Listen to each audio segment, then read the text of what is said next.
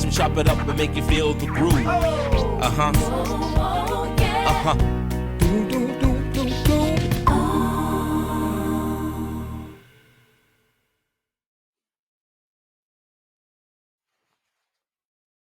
Hello, lesson 6, major keys and key signatures. We're going to do this. We're going to dive right in. This is a big lesson. Again, I know we just came off of a huge lesson in our last video, and this is a big one too. I dare say equally important. This is muy importante. I promise the lessons will get easier. This may seem daunting. I'm asking you to trust me. I'm asking you to trust me that even though this seems hard, it's all going to be easy once you get it. It's weird. It's weird in music how everything is so hard until you get it. And once you get it, you got it. It's super easy. Okay, lesson 6, major keys and key signatures. Our objectives today seem bounteous. We're going to expand our music vocabulary to include keys, diatonic, clefs, and staffs, or as our friends in the UK say, staves. We're going to learn how middle C fits in the grand staff. You might not even know what that is, but you're going to explore more the importance of key signatures. We're going to learn the order of accidentals. And finally, I'm going to present you with an interesting way to help you memorize keys. Okay. So we're going to start off by reviewing some ideas and learning some new music vocabulary. So the first one, key. In music theory, the key of a musical piece is the group of pitches or scale that forms the basis of a music composition. And I know that's super medical sounding. So I'm going to try and put it into terms that we might better understand. So when we have, in a previous lesson, we talked about the chromatic scale and how the chromatic scale was all 12 pitches, right? All 12 pitch classes, right? All the A's, all the A sharps and B flats, all the B's, so on. I want you to imagine that you're a painter, right?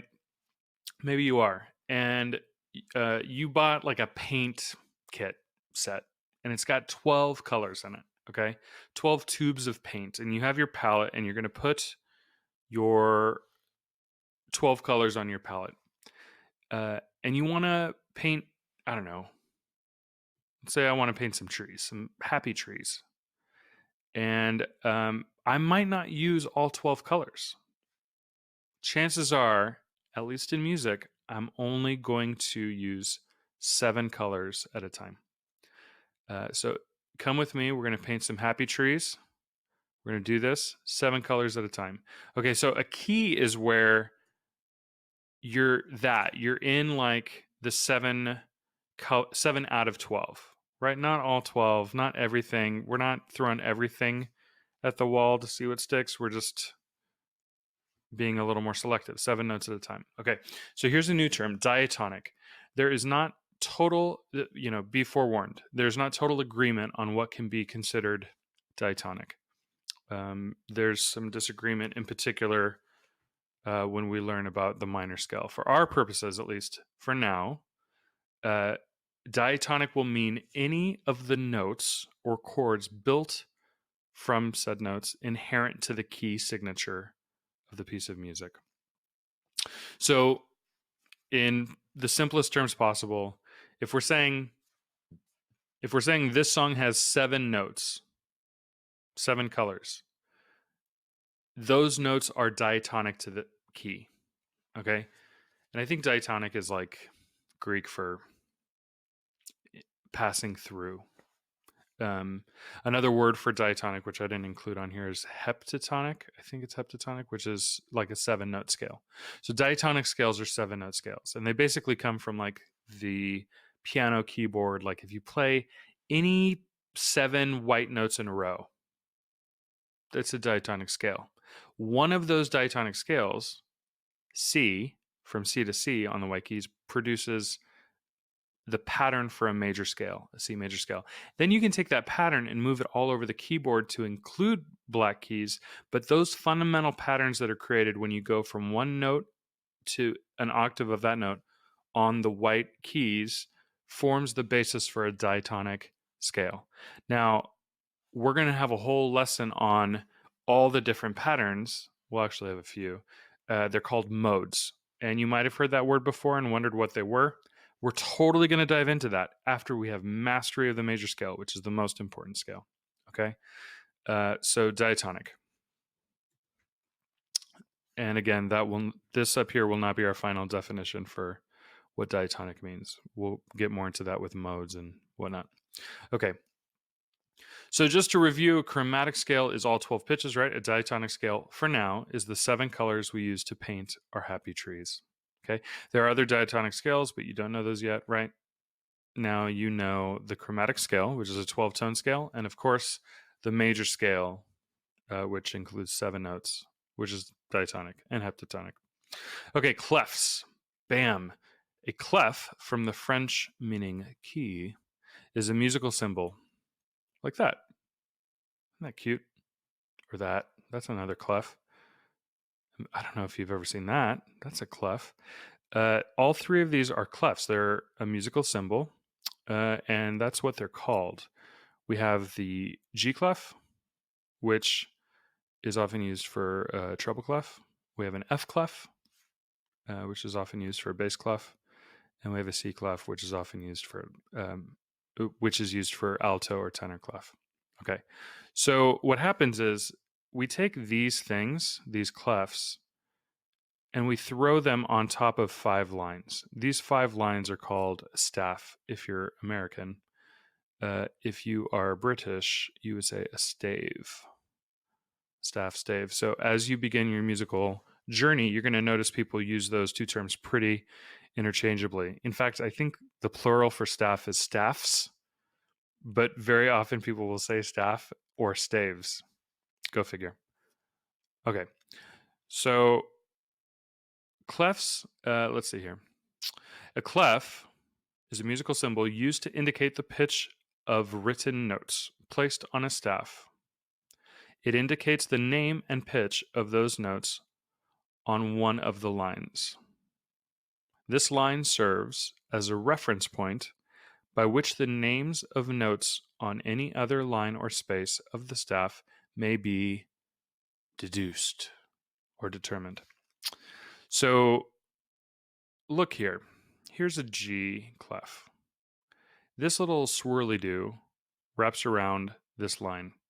So what that means is when you use this G clef, whatever the swirly-do, whatever line it goes around is a G. So that's going to be a G. And then what that means is you can figure out all the other notes based on this being G, right? If this is G, that's A, B, C, D, so on. Okay, this is an F clef. So what the 2 dots do around the line is these 2 dots say, okay, whatever is between these 2 dots is an F. So when I look at this F clef, I'm like, oh, bam, that's an F, right? Even if you were to move this clef up or down, you could do that and something else would be F. Okay, over here we have a C clef. And whatever this little guy is pointing at is C. So here, the center line would be a C. Okay, so once again, G clef, G line, F clef, that becomes an F, and a C clef, this becomes a C. Okay, in modern music, only 4 clefs are used regularly. There's actually a ton of clefs that we just don't use anymore, but we use treble clef, bass clef, alto clef, and tenor clef. Of these, the treble and bass clefs are by far the most common. It is totally true. It's kind of instrument specific. The tenor clef is used for the upper register of several instruments. They usually use bass clef, right? So usually instruments will use this, like the cello, bassoon, or trombone, right? But if they go really high, they might flip to a tenor clef, okay? And the alto clef is used for like the viola and so on. But these two are the stars of the show. Music will use this guy or this guy. Totally. Mostly. Okay. In fact, a piano will use both. So will a harp. Oh, look, I talk about that. Grand staff. When music on 2 staffs is joined by a brace. Here's a brace, or is intended to be played at once by a single performer, usually a keyboard instrument or harp, a grand staff, or if you're British, a great stave is created. Okay. And this is often like the right hand of a piano player or the left hand of a piano player. Okay. What gets a little confusing, though, is that when you put two of these staffs together, there's like, you have to kind of figure out where it overlaps. Okay. So, middle C, in the vast sea of nothingness, that is the chasm between the treble clef and the bass clef. This is a huge amount of real estate. Look at that.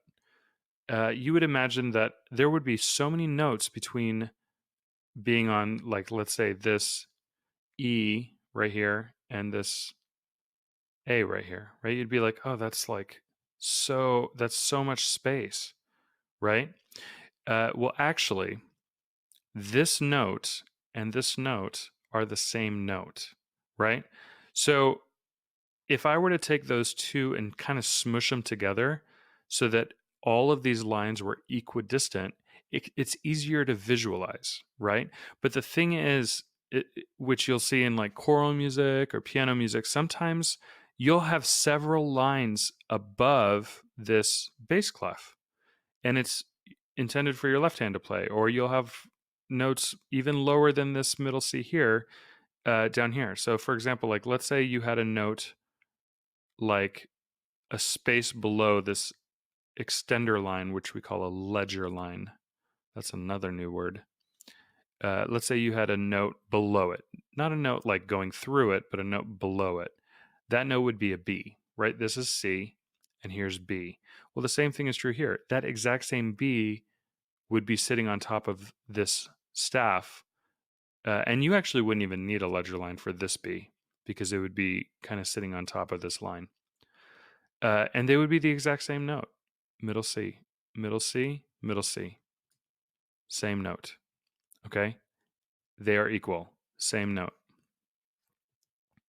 Okay. Vocal music can be contracted into two staves or staves using the treble and bass clef. So, similar to the piano, you can see like four-part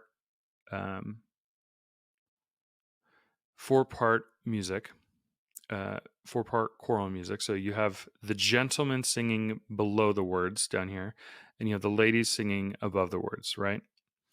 Or we could be more specific, and we could say the basses down here, the tenors, which are the guys that sing higher up here, the altos, which would be the ladies who sing lower, and the sopranos who sing higher. And notice, usually in choral music, it's helpful too because the voices, because there's two parts on one staff, the top part will have the stems of notes going up, and the bottom part on the same staff would have stems of notes going down. So it kind of helps your eye visually be like, oh yeah, this is my part. And here you can see both parts share a note. So you have this, two stem monstrosity right there. So just wanted to point that out. Here's a treble clef, right? So this swirly-do going around here, that's is saying this is a G line all the way through. So if this is G, can you guess what this note is? 3, 2, 1, A, right? And then over here you have a bass clef, right? So this clef here is swooping around an F. This is our F clef, right? So this line all the way across is going to be F.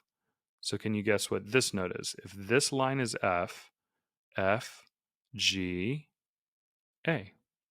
That's how it works. And you can climb up or down the alphabet. Either way. Okay, here we have an image that we've seen in a previous lesson. Does it look different now? It should. I haven't changed anything on the graphic. The only thing I've changed is what you know, right? That's the only thing I've changed is how much information you have. But you're starting to decode more of this elaborate thing here. You see, when we last left off, we kind of established that we had 15 major keys, right? we had C, G, D, A, E. And if I count all the Burgundy notes, right, even some of these keys that had two names for the same pitches, right? So this scale is the enharmonic equivalent to this scale, right? There is equivalence. On the inner circle, we haven't discussed this, and I'm not going to discuss it past what I'm about to say, but these are all the minor scales that correspond to their relative major. We can say relative because they share all the same notes. So this is a key signature, right? This is telling us all the notes that are not natural or flat in this key, right? These are the two special notes that make up this key. But it turns out they also apply to this key. That's why these two keys are called relative. Not even part of today's lesson. That was just a little Easter egg you got. It was a little extra for you. Because we're going to have a lesson on the minor scale and its various dubious forms. But I just had to show this to you because I need you to remember that basically these are the different keys, right? You learned the major scale, you learned the major scale pattern, which we're going to talk about more today. And if you start the major scale on any note, that note is the name of that major scale, right? So if you start a major scale on G and G is number 1, that means G is your tonic. That's a word we learned. It's also your key note. And your keynote, it's basically just saying, look, if you're playing a G major scale, your song is in the key of G because it's using those 7 colors on your palette to paint happy trees. You get what I'm saying? If these are the notes you're playing, then you're in the key of G. Super simple. Okay. Key signatures exist to inform the person reading music if notes are to be natural, sharp, or flat, unless told otherwise, right? Because sometimes in music, they'll be like, this song isn't in the key, so I'm going to tell you to play this other note that is totally not in the key. That happens sometimes. But I'd say most of the time it doesn't. I'd say a vast majority of songs are in a key and they don't change. They don't go to a new key. They don't even use notes from other keys. Usually 7 notes is what you get. And for example, okay, you don't know this probably off the top of your head, but this is the key of A. It could also be the key of F sharp minor, which also you don't know. But I'll just tell you, this is the key of A.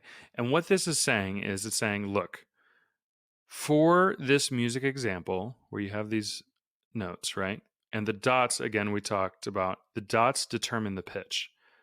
The higher they are, the higher they sound. The lower they are, the lower they sound. And what the note looks like if it has a stem, if it has a flag, if it's empty, the appearance of the note tells you how about the kind of more horizontal aspect of music, the duration, how long a note is, right? But the vertical aspect has to do with where the dot physically is. That tells you what note it is, right? So over here, this key signature, this sharp is on the F line, right? If this is our treble clef, right? This is our G clef. This swirly do circles G. Here's G. So we have G, A, B, C, D, E, F, sharp. So this says all of the Fs in this piece are sharp. You need to raise it by 1 semitone. Right here, again, if this is G, this is our G clef. We have G, A, B, and then C. C sharp. So we have F sharp and C sharp so far, right? So this says every C, like that one or that one, every C in this piece is going to be sharp. You got to raise it a semitone. It's going to sound higher by 1/2 step. Okay, over here, this is hard because this is sitting on top of the staff, right? So you might remember the note names. Every good boy does fine, right? Those are the names of the notes. But since we learned about clefs today, we're going to count up from this clef. Here's G. Okay. G, A, B, C, D, E, F, and G sharp. G sharp. So when this note is sitting on top, it's a G. So we have F sharp, C sharp, and G sharp. Bam. So all the Fs are sharp. So you have to think about that, right? You put your head in the place where, like, I'm in the key of A, and there are 3 sharps. And I'm going to help you determine what keys are what. Okay, here you have all the C sharps, right? There's a C sharp, there's a C sharp, and over here is a C sharp. And then finally, we have a couple G sharps. We have one that's sitting up on top, just like the sharp over here. And then one that's like down here, right? On the exact G that this swirly do swoops around, right? There's a G. This G sharp way up here is talking about every G, every single G that can G. And this is G in hard, okay? So it counts for that one too. So this is G sharp, that's G sharp. Okay, so key signatures are great because they give the musician credit. It's like, look, we trust you with this. You've studied this. You know that in the key of A, Fs, Cs, and Gs are sharp. And in fact, this is just code for, hey, you're in the key of A, and you should know what to play, right? If I didn't have a key signature, you would have to have a sharp in front of all the notes that the key signature wants you to raise by a semitone. And it just really, look how clean this looks. Look how clean and beautiful and simple. And then look how ugly this is. Notice here, this is saying C sharp, right? Which up here, it's just in the key signature. But here they're like, yeah, C sharp. And in case you forgot, here's C sharp. Remember we talked in our lesson about courtesy accidentals, right? The most polite accidental. The one that's like, yeah, this measure, we already learned that C's were sharp in this measure, but just in case you forgot 3 beats ago, we're going to put some parentheses around a pound sign and remind you that this should be sharped. Okay, going on. The accidentals, which again is just a word for sharps or flats, always occur in an order. Okay, sharps and flats in a key signature always appear in the same order. They are consistent and they are cumulative. Okay, so here's a little graph here. Not a graph, a chart. Here's a chart. And in the far left column, we have the number of sharps. Okay, we're just looking at our sharp keys right now. And by sharp keys, I mean keys which contain sharps. Can you guess how many keys there are? Well, I'll tell you. There are 7 that contain sharps. There are 7 that contain flats. And there's 1 that doesn't have sharps or flats. That's the key of C. And 7 plus 7 plus 1 is 15. That makes up our 15 major scales. So we have to learn this, right? Because if we're using the first 7 letters of the alphabet, A through G, we have an example. We have a case where every single one of those is sharp, and we'll get to that. Okay, so the first one is G. The key of G has 1 sharp, and that sharp is F sharp. And what I mean by consistent and cumulative is this. If I look at the next key, let's say the key of D, that's the key that has 2 sharps in it. The sharps in that key are going to be F sharp again and C sharp. Because sharps always go in the same order, so do flats. So this is the order that you want to memorize, okay? I'm just going to complete the whole graph because we don't want to be here all day. So over here, right? Oh, I went too far. Here's the order of sharps, right? So over here, 2 sharps, key of D, 3 sharps, key of A. But notice we just keep adding a sharp, okay? That's how these key signatures work. And then finally, when we get all the way down to the last example, and I was waiting for that tool thing to disappear. I won't move my hand. Okay. If we look at the last example, the key of C sharp, everything is sharp. There's 7 notes there that are sharp. All the letters that we use in music, A through G, all of them in a very interesting order that is the order you got to memorize. They're all sharp. So the key of C sharp, everything's sharp. Okay, here's the flats. And the same thing is true here. They're cumulative and they're consistent, right? If you're in the key of F, you only have 1 flat and it's a B flat. You just have to memorize that. The key of B flat has two flats. And they are B flat and E flat, and so on and so forth. Okay, I want to point this out. If you look at the key of C, it's just the white keys on the keyboard, all the natural notes. No sharps, no flats, right? Then you look at the key of C sharp, that's where you have every single note sharp. Now, on a keyboard, you only have like 5 black keys, right? So some of these notes here, like this B sharp is actually a C note, right? Because there's no note in between B and C. So if you sharp B, you're actually producing the pitch C. The same is true here with E. You're actually producing an F because there's no note in between E and F. So when you get to these keys that have a ton of sharps in them, the last couple keys, the key of, here I'll scroll back, the key of F sharp has an E sharp in it, which is a weird note, right? Because it's actually an F. And then the key of C sharp has a B sharp instead of a C. Now, why does that matter? Because every letter has to be represented once. So we can't call this F because we're in the key of F sharp. We wouldn't go all the way up, all the letters of the alphabet and skip the letter E. So that's why we call it F. And the same is true here. Like we're in the key of C sharp here. We can't call this C because we already have a C sharp, so we got to call it B sharp. Every letter gets represented once in all of the major scales. Okay. Over here, the key of C flat, you have all the letters flat. And the same thing happens here. The last couple things here, this C flat is actually going to be a B note, and this F flat is actually going to be an E note, right? So that happens in the last two keys, the key of G flat and the key of C flat. Okay, so here is a staff representation of our notes, okay?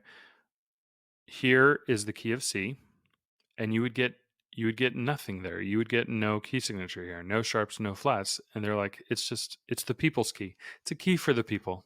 No sharps, no flats. Super easy. Here is a picture representation of the key of C sharp, where you have F sharp, C sharp, G sharp, D sharp, A sharp, E sharp, and B sharp. And they kind of zigzag, right? It's like down, up, down. But this A right here, if you zigzagged up again, it would be like up here on a ledger line. And that's just too far. So they're like, okay, we'll go down for A, and then up for E, and then down for B. And it always looks like this. It's always like do, do, do, do, do, do. It always goes in that order. Over here, you have all the flats, and this is the key of C flat, right? So here's a C, here's a C sharp because C sharp, and here's a C flat, right? Because C flat.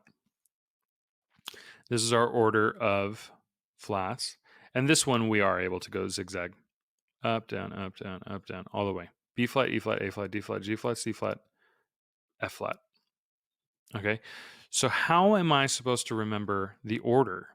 How do I remember this, that they go in this specific order? I'm going to give you a mnemonic for it, okay? For sharps, think about this. Father Charles goes down and ends battle. F, C, G, D, A, E, B. And this mnemonic is really useful for beginners. It's great for beginners, but, not really great for... The goal is to just learn it, okay? The mnemonic for flats is battle ends and down goes Charles' father. You notice anything? Father Charles goes down and ends battle. Battle ends and down goes Charles' father. The order of sharps and the order of flats are palindromes of each other, right? So sharps go this way and flats go that way. Father Charles, what was it? Father Charles goes down and ends battle. Father Charles goes down and ends battle. That's the order. And then backwards. Okay, note names on the grand staff. We already talked about this. I just wanted to put this slide in here just so you can kind of see. It just climbs the alphabet, right? So if you have G, it just goes up. If you have, here's F, right? You can follow this all the way to this F. And the alphabet just goes up and down. And remember, this C is equal to that C. This is helpful for being able to figure out where those sharps and flats are, like what line they're on. And you can always remember, right? The lines, there's different mnemonics, which I'm not going to waste your time with. You should learn this. Make some flashcards. Okay. So here is an interesting thing that I noticed about music. And I don't know if anyone else, I don't know if other people have noticed this, but I noticed it and I think it's kind of cool. And when I was growing up, it helped me memorize certain keys. Okay. The key of C has no sharps, no flats, right? And it's fitting this pattern: whole, whole, half, whole, whole, whole, half, right? That's a major scale pattern. Half steps between 3, 4, 7, and 1. I want to compare what all of the scales that start with the letter C look like against each other, okay? So I have, in blue, I have any notes that are flat. In red, I have any notes that are sharp. And any notes that are natural that don't have a sharp or flat, I put in green. These colors are completely and totally arbitrary. They have no meaning musically. It's just to kind of help this demonstration, okay? So something that's interesting about the key of C, the key of C flat and the key of C sharp, is that they're kind of all or nothing, right? The key of C has nothing, no sharps, no flats. The key of C flat is all flats. The key of C sharp is all sharps, right? 7 natural notes, 7 flats, 7 sharps. Okay. Now the other ones get a little bit more interesting. Okay. So remember, we use the first 7 letters of the alphabet. So there should be 7 examples of this. Okay. A, B, C, D, E, F, and G. Okay. Let's look at the next one, G. We have the key of G is the key with 1 sharp, right? And that sharp is F sharp. And the key of G flat, which is a really distant key from G. These two keys, even though they're a half step apart, they sound so different. They're on opposite, they're practically opposites on the circle of fifths. But the thing that I love about this is it's sometimes hard to think, okay, yeah, the key of G flat has B flat, E flat, A flat, D flat, G flat. To think 6 flats: B flat, E flat, A flat, D flat, G flat, and E flat. No, I already said that. B flat, I'll just go in order. B flat, E flat, A flat, D flat, G flat, C flat. Yeah, that's the 6. Okay. It's hard to think in terms of that when you're playing music, to just be like, oh, boom, 6 flats. Blah, right? But for me as a musician, it's easier to think of the key of G flat. Everything is flat except for the F. And so I want you to notice here that when you look at keys that have the same letter, there's a similarity. Like the key of G has an F sharp. So if I need to think quickly on my feet, well, how many flats are in the key of G flat? Well, everything's flat except for F, right? So F is kind of the important thing to remember, the letter F, when it comes to keys in the key of G. Now, something else. The accidentals add up to 7. Okay, so check this out. Pretty cool. Key of G. 1 sharp here. Key of G flat. Now, remember, we only count G flat 1 time. We only count that G flat 1 time. 1, 2, 3, 4, 5, 6 flats. So 6 plus 1 is 7. Now we're looking at the key of F. And the key of F is easy, right? Super easy. It just has 1 note that's different to fit the pattern. It has a B flat. Now the key of F sharp is actually, everything is sharp except for the B, right? So when I think of the key of F sharp, instead of thinking like everything's sharp, F sharp, C sharp, G sharp, D sharp, A sharp, right? I'm like B natural. That's how I conceptualize the key of F sharp. Key of F has a B flat. The key of F sharp has everything sharp, but the B is natural. It's kind of how I remember it. And check this out. 1 flat, 1, 2, 3, 4, 5, 6. We don't repeat that one. So 6 sharps in the key of F sharp, 1 flat in the key of F. It's just really easy for me to remember that forever because it's easy to remember F has 1 flat. So then the key of F sharp must have 6 sharps. Easy breezy. Next key, major scales that start with the letter D. Okay. In this key, we have 2 sharps, F sharp, and in the key of D flat, a ton of flats, right? We have 5 flats and 2 natural notes. So 2 sharps, 5 flats, still adds up to 7. Here's scales that start with the letter B, right? Here's the scale B flat. And I have just 2 flats here, right? Because I'm not going to count that one twice. Key of B flat just has 2 flats. So the key of B must have 5 sharps. Let's see. 1, 2, 3, 4, 5. Yeah. And they are F sharp, C sharp, G sharp, D sharp, and A sharp. But it's kind of easier for me just to remember the key of B has B and E natural. Everything else is sharp. Major scales that start with the letter A. This is where this method to me like kind of starts to not work as much because it's easy to think of keys that have like 1 sharp and 6 flats or 1 flat and 6 sharps. Like that's more beneficial. Even 2 and 5 is beneficial.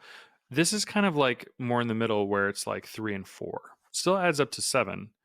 But at this point, my brain still kind of thinks about like this key of A flat having 4 flats. I don't think about this key as having 3 natural notes. I kind of think of this key as having 4 flats. B flat, E flat, A flat, and D flat. The key of A flat has 4 flats, but the key of A has 3 sharps. Still, 3 plus 4 is 7. Okay? And then here we have major scales that start with the letter E. So we have E flat and E. And up here in the key of E flat, we have 3 flats. B flat, E flat, and A flat, right? We don't cut that one twice. So 3 flats, 4 sharps. 1, 2, 3, 4, right? Still adds up to 7. So the key of E, 4 sharps. Key of E flat, 3 flats. Adds up to 7. Memorize that. Okay, so here, I just wanted to show this to you again, right? The key of C has no sharps, no flats. The key of C flat has all the flats, all 7. The key of C sharp, which is hidden right now by those notes. I don't know if you see that or if just I see that. Okay. The key of C sharp has F sharp, C sharp, G sharp, D sharp, A sharp, E sharp, and B sharp. It has all of them. It has all the sharps, right? So 7 sharps down here, 7 flats down here, and 7 natural notes up here. 7's a magical number, huh? Okay, so the key of G has, look, 1 sharp, F sharp. So if this has 1 sharp, then the key of G flat must have 6 flats. Here we have key of D has 2 sharps. So the key of D flat must have 5, right? Because 2 plus 5 equals 7. Key of A has 3 sharps, so the key of A flat has 4, adds up to 7. Do you see how this starts to, but the idea is that this becomes so ingrained in you that you never have to do these weird things to remember it. We will use this to practice music every time we pick up a guitar, every time we sit down at a piano. We're going to practice this. And here's why. A lot of people will practice music and they'll just move by semitone. So they'll, let's say they play this scale. And then they'll move a half step up. Then they'll move a half step up. Well, that's not very musical. It's great finger exercise, but it's not teaching us the fingerboard or the keyboard or the piano how to use it really well. So instead, what we do is like I start at the top of this circle of fifths chart. I start on C, and I'm going to typically I would go left. I would move in fourths, which you don't even know what that means yet, but I would go basically counterclockwise around this wheel to practice something. So let's say I practice a scale, like a C major scale. Then I would go to F. Then I would go to B flat. Kind of makes sense? All the way around. And that's kind of a great way to practice arpeggios and scale patterns. And what it does is it teaches you where all the notes are on your instrument more than just moving a pattern up a half step and down a half step. Way more beneficial. Guys, you stuck it out. You did it. I'm super proud of you. Super proud of you. This was not an easy lesson, and I moved quick. Be well. Be well. We're living in crazy times, and I'm so excited for you to be exploring music. We're covering a lot of information because I need to have language to share with you. But the goal is to take all of this information and put it in your hands so that you're actually playing music. Okay? Put it in your ears. So I know it's been intensive, but we're going to get there, and it's crazy how far we're going to go in a year. Crazy. So just stick with it. I'm shooting for 20 to 30 minutes of video. I know that the last lesson and this lesson are closer to 40. So actually this one probably just went over 40. So thank you for your patience, and we'll see you next time. Bye.